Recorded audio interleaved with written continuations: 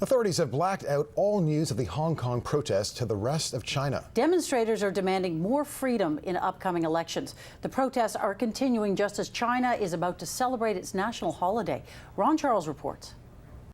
It may be hard to imagine more protesters than this jamming Hong Kong's central business district. But with October 1st a public holiday, it's expected that the pro-democracy protests will balloon throughout the day. The protesters are demanding China drop its plan to screen the candidates for Hong Kong's first direct elections in 2017.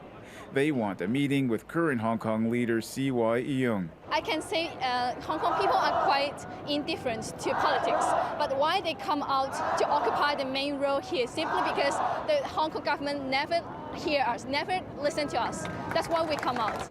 The protests continue as China gets set to celebrate its week-long National Day holiday. Chinese leaders were taking part in preparatory ceremonies in Beijing as the protests in Hong Kong swelled.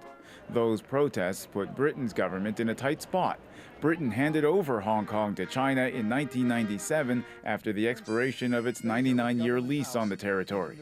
And so Britain's Prime Minister is watching the protests closely. Of course, I feel a deep obligation, and we've expressed how concerned we are about what is happening in Hong Kong.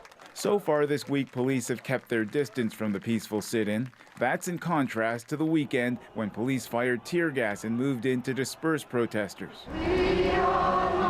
That's why people gathered in Vancouver for a vigil last night in front of the Chinese consulate. Overseas Chinese cannot turn a blind eye to. We must come out and show our support. Number one is to support the movement itself. Number two is to condemn the crackdown. The use of tear gas, unnecessary force, brutality. The Hong Kong protests have been dubbed the Umbrella Revolution. It started with a major rainstorm. Protesters used umbrellas to stave off tear gas and pepper spray. Today, it was just rain again. Ron Charles, CBC News, Toronto.